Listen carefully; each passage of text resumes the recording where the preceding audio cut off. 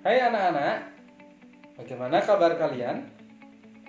Tentu tetap semangat ya walaupun belajar dari rumah ya. Dan ingat, kalian juga harus tetap menjaga kesehatan. Pada pembelajaran kali ini, kita akan melanjutkan pembelajaran kita sebelumnya, yaitu tema 1, subtema 1. Tema 1, subtema 1. Mata pelajaran PPKN Bahasa Indonesia PJOK. Mempraktikkan kombinasi gerak berjalan dan berlari. Langkah-langkah melakukan kombinasi gerak berjalan dan berlari. 1. Berjalan dengan posisi badan tegak. Kaki dilangkahkan secara bergantian. 2. Kedua tangan diayunkan bersilang dengan kaki secara bergantian. 3. Selanjutnya diikuti gerak berlari dengan posisi badan condong ke depan. 4. Kaki diangkat lebih tinggi, lalu dilangkahkan cepat secara bergantian. 5. Kedua tangan ditekuk dan diayunkan bersilang dengan kaki secara bergantian. 6.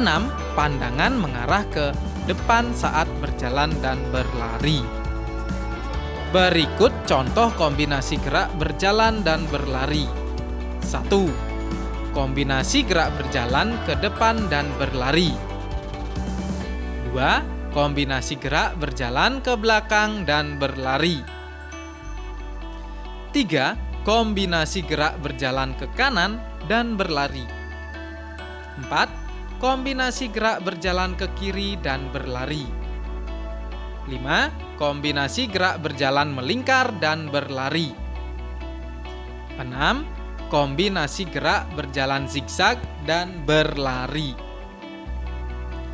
Ciri-ciri makhluk hidup bergerak. Makhluk hidup bergerak dengan berbagai cara. Misalnya, 1. Manusia bergerak dengan cara berjalan, berlari, melompat, dan meloncat. Alat gerak manusia adalah kaki. 2. Hewan bergerak dengan berbagai cara. Misalnya, kucing, kuda, dan anjing bergerak dengan cara berjalan dan berlari menggunakan kaki.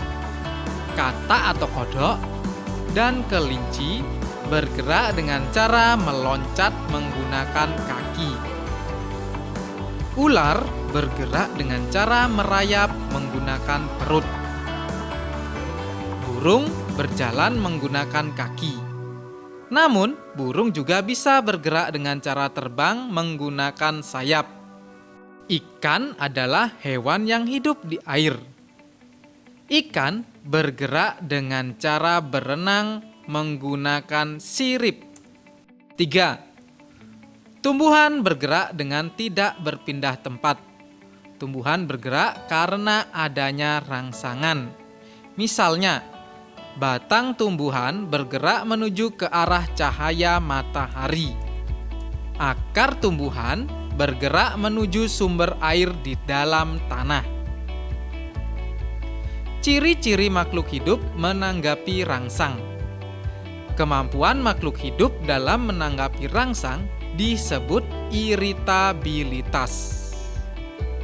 Manusia dan hewan menanggapi rangsang dengan alat indera. Contoh makhluk hidup menanggapi rangsang. Manusia akan menutup telinga ketika mendengar bunyi yang keras. Laron akan mendatangi cahaya lampu pada malam hari. Tumbuhan putri malu akan mengatupkan daunnya ketika disentuh. Ciri-ciri makhluk hidup membutuhkan makanan. Semua makhluk hidup membutuhkan makanan yang digunakan untuk memperoleh tenaga, sehingga dapat melakukan berbagai kegiatan. Makanan juga digunakan makhluk hidup untuk bertahan hidup. 1. Makanan manusia berasal dari hewan dan tumbuhan. Sebagai contoh, nasi, sayur, ikan, dan telur.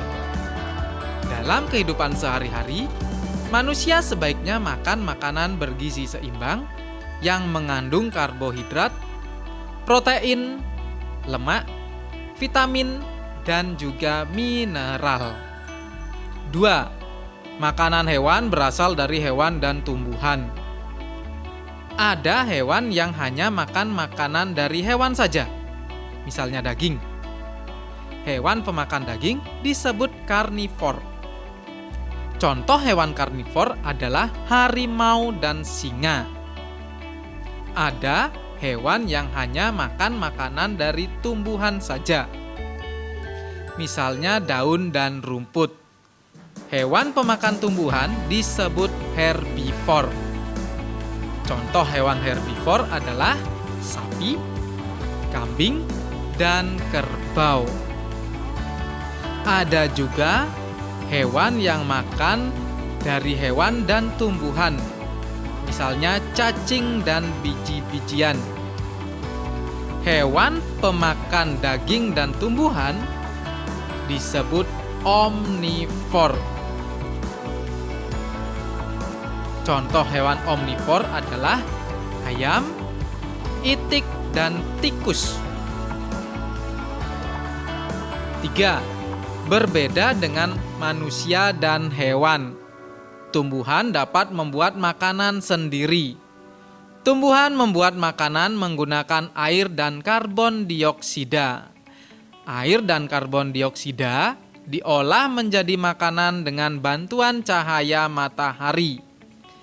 Zat hara dari dalam tanah juga membantu proses pembuatan makanan dalam tumbuhan.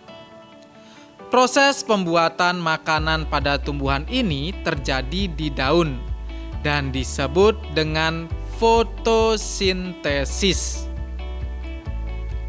Selain makanan, makhluk hidup membutuhkan air, udara, dan tempat tinggal. Tempat hidup makhluk hidup dibedakan menjadi 2, yaitu 1. Darat, meliputi hutan, gurun, dan padang rumput. 2. Air, meliputi sungai, laut, kolam, rawa, dan danau. Tempat hidup makhluk hidup disebut juga habitat. Makhluk hidup diciptakan Tuhan. Oleh karena itu, kita harus bersyukur kepada Tuhan. Bersyukur kepada Tuhan merupakan perilaku sesuai sila pertama Pancasila. Masihkah ingat kalian dengan bunyi dan lambang sila-sila Pancasila? Betul sekali. Sila pertama, ketuhanan yang Maha Esa. Lambangnya bintang. Sila kedua, kemanusiaan yang adil dan beradab.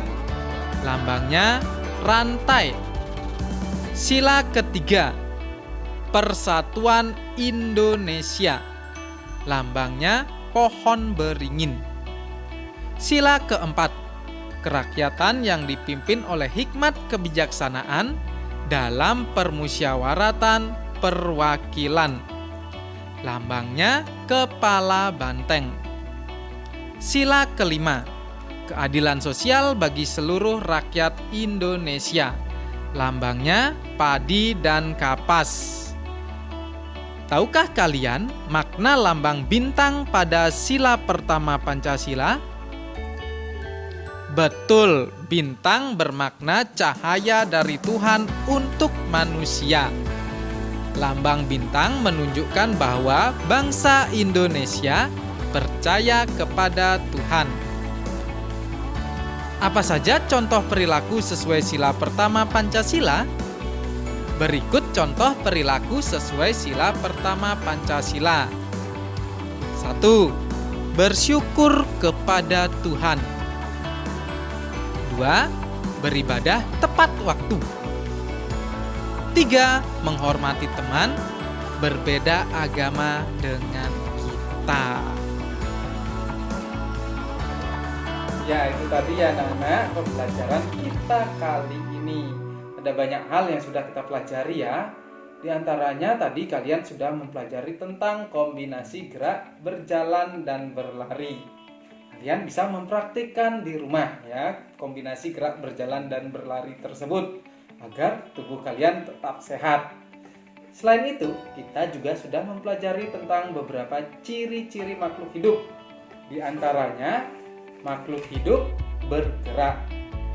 Makhluk hidup peka terhadap rangsang.